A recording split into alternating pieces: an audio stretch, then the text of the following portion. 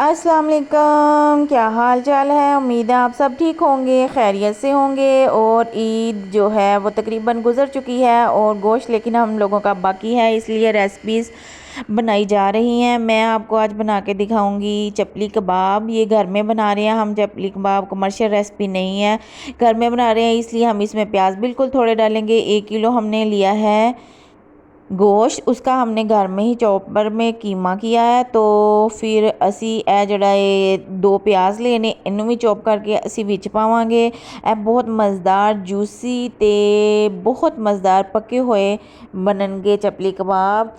ਇਹਦੀ ਰੈਸਪੀ ਤੁਸੀਂ ਪੂਰੀ ਵੇਖਣੀ ਹੈ, ਸਕਿਪ ਨਹੀਂ ਕਰਨੀ। ਅਸੀਂ ਜਿਹੜਾ ਚੌਪ ਕੀਤਾ ਹੈ ਪਿਆਜ਼ ਉਹ ਪਾਵਾਂਗੇ, ਥੋੜਾ ਸਾਰਾ ਅਸੀਂ ਪਾਵਾਂਗੇ ਸੁੱਕਾ ਧਨੀਆ ਤੇ ਨਮਕ, ਕਚਰੀ ਪਾਊਡਰ ਪਾਵਾਂਗੇ ਤਾਂ ਕਿ ਸਾਡਾ ਜਿਹੜਾ ਗੋਸ਼ਤ ਹੈ ਉਹ ਗਲ ਜਾਏ ਅੱਛੇ ਤਰੀਕੇ ਨਾਲ। ਨਮਕ, ਹਲਦੀ ਤੇ ਦਾਦਰ ਮਿਰਚ ਪਾਵਾਂਗੇ, ਥੋੜੀ ਸਾਰੀ ਅਸੀਂ ਵਿੱਚ ਮੇਥੀ ਪਾਵਾਂਗੇ, ਦੂਸਰੀ ਸਬਜ਼ ਕਾਲੀ ਮਿਰਚ ਪਾਵਾਂਗੇ, ਥੋੜੀ ਸਾਰੀ ਸਬਜ਼ ਮਿਰਚ ਵੀ ਕੱਟ ਕੇ ਪਾ ਲਵਾਂਗੇ ਤੇ ਨਾਲ ਹੀ ਅਸੀਂ ਜ਼ੀਰਾ, ਗਰਮ ਮਸਾਲਾ ਪਾਵਾਂਗੇ ਕਿਉਂਕਿ ਚਪਲੀ ਕਬਾਬ ਖੱਟੇ ਖੱਟੇ ਹੁੰਦੇ ਨੇ। ਇਹਦੇ ਵਿੱਚ ਅਸੀਂ ਵੱਡਾ ਸਾਰਾ ਲੀਮੂ ਸਵਿਸ ਕਰਾਂਗੇ, ਉਹਦਾ ਅਸੀਂ ਜੂਸ ਪਾ ਕੇ ਤੇ ਫਿਰ ਇਹਨੂੰ ਅੱਛੇ ਤਰੀਕੇ ਦੇ ਨਾਲ ਹੱਥ ਦੇ ਨਾਲ ਮੈਸ਼ ਕਰ ਲਵਾਂਗੇ। 2 ਅਸੀਂ ਚਮਚ ਵਿੱਚ ਭਰ ਕੇ घी ਦੇ ਵੀ ਪਾਣੇ ਨੇ। ਅਗਰ ਚਰਬੀ ਵਾਲਾ ਤੁਹਾਡਾ ਗੋਸ਼ਤ ਹੈ ਤੇ ਜਿਹੜਾ ਵੇ ਘਿਓ ਸਕਿਪ ਕਰ ਦੇਵੋ, ਅਗਰ ਚਰਬੀ ਵਾਲਾ ਗੋਸ਼ਤ ਨਹੀਂ ਤੇ ਫਿਰ ਤੁਸੀਂ 2 ਚਮਚ ਘੀ ਦੇ ਪਾ ਸਕਦੇ ਹੋ।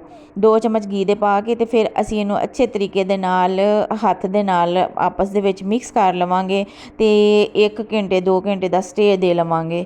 ਫਿਰ ਅਸੀਂ ਇਹਦੇ ਹੱਥ ਦੇ ਨਾਲ ਪਿਆਰੇ ਪਿਆਰੇ ਚਪਲੀ ਕਬਾਬ ਬਣਾ ਕੇ ਤੇ ਇਹਨਾਂ ਨੂੰ ਫਰਾਈ ਕਰਾਂਗੇ। ਉਮੀਦ ਹੈ ਤੁਹਾਨੂੰ ਇਹ ਰੈਸਪੀ ਪਸੰਦ ਆਏਗੀ।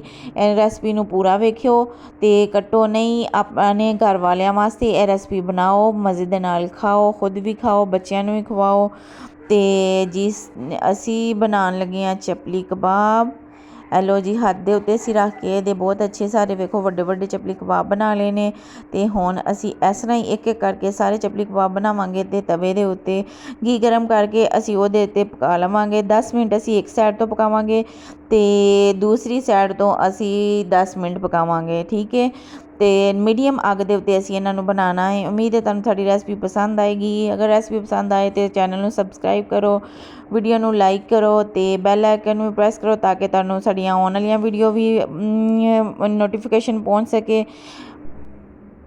ਦੇਖੋ ज़रा किड्डे खूबसूरत जे जूसी जे कबाब ने, देखो ज़रा ਇਸ ਤਰ੍ਹਾਂ ਹੀ ਇੱਕ ਇੱਕ ਕਰਕੇ ਅਸੀਂ ਸਾਰੇ ਕੱਟ ਲਵਾਂਗੇ। ਤੇ ਸੁਬਹ ਸੁਬਹ ਅਸੀਂ ਬਣਾਏ ਨੇ ਇਹਨਾਂ ਨੂੰ, ਇਸ ਤਰ੍ਹਾਂ ਹੀ ਅਸੀਂ ਰੋਟੀ ਦੇ ਨਾਲ, ਸੁੱਕੀ ਰੋਟੀ ਨਾਲ ਨੋਸ਼ ਫਰਮਾਵਾਂਗੇ। ਤੁਸੀਂ ਵੀ ਬਣਾਓ, ਖਾਓ ਤੇ ਸਾਨੂੰ ਵੀ ਯਾਦ ਕਰੋ।